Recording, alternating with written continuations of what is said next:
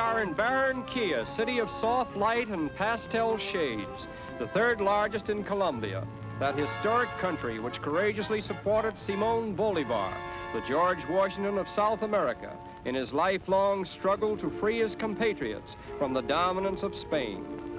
There are over 150,000 people living in Barranquilla, and although they are drawn chiefly from the black, red, and white races, they are all on an equal basis, the dividing lines being drawn by wealth or poverty, education or ignorance, but never by color.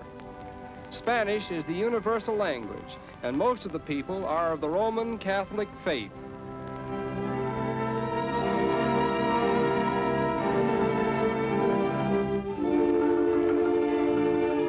The city of Barranquilla was founded in 1629, but attracted no attention as a commercial center until about the middle of the 19th century, when efforts were initiated to secure the trade passing through Cartagena on the Caribbean coast.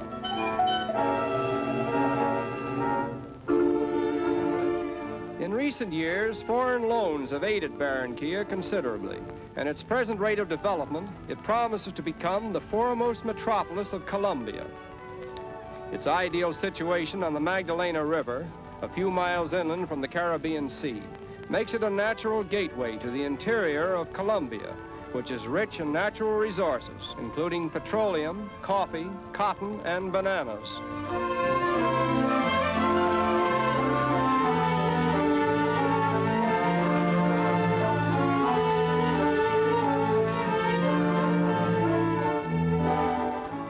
The floating markets along the Magdalena are an indication of the increasing trade activity which the river has brought to Barranquilla, where one may see almost any type of craft, varying from a dugout canoe to an ocean-going liner, propelled by hand, foot, or steam, but all in the service of mankind.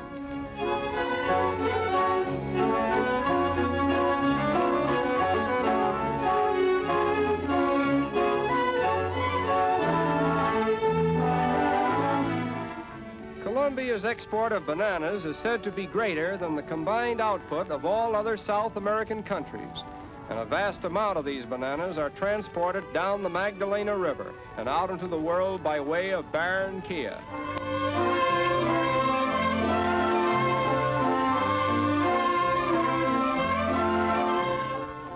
These picturesque boats are used in plying the farthest reaches of the Magdalena, and for years they have been the mainstay of transportation.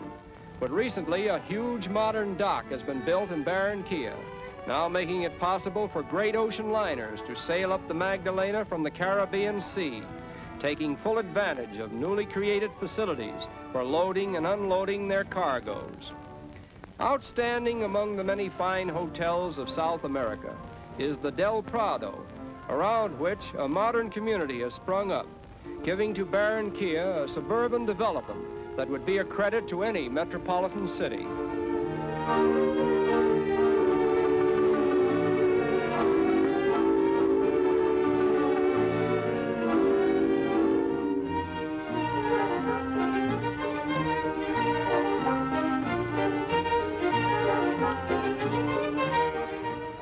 And it is here that we have the pleasure of meeting some of the more attractive members of the aristocracy of Colombia, which is made up largely of descendants from the original Spanish families who settled in South America and bestowed upon their children the romanticism and culture of old Spain.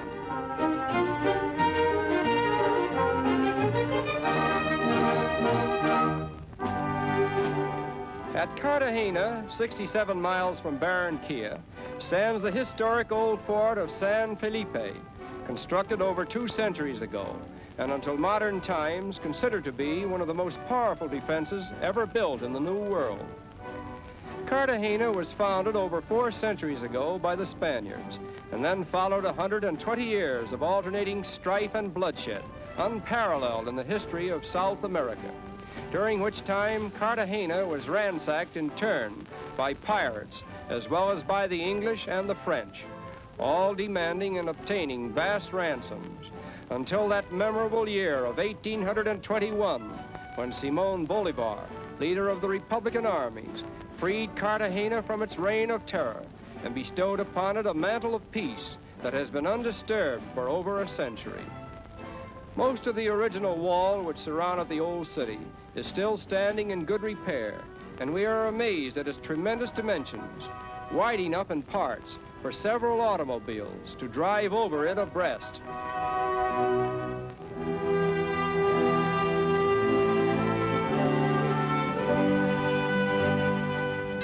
Aside from an overabundance of rain during the rainy season, which happened to be at its peak during our visit, this old town is one of the highlights of a South American cruise. And in rain or shine, its native markets are always picturesque and interesting, reminding us of similar markets that we have seen in old Castile, from whence originated so much of what may be seen in Cartagena at the present time.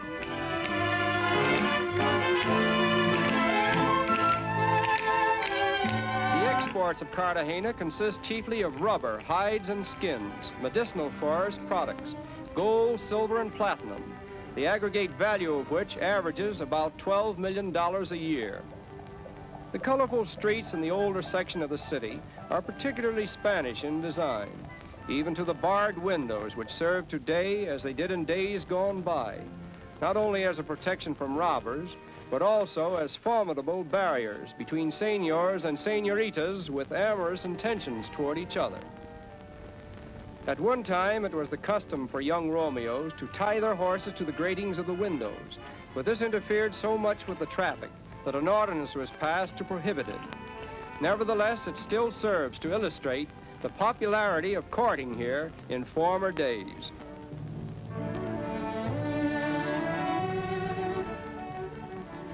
But now the time has come to say farewell to old Cartagena, where strife and bloodshed once claimed the prolonged attention of a so-called civilized world. And as we sail away over the Spanish Main in the very wake of the pirates and buccaneers who specialized in pillaging these shores, a mild summer storm brings a rainbow to the horizon, and a strange-looking craft, like a phantom out of the past, crosses our path, giving us the impression that it may be the ghost of some old galleon that passed this way long, long ago.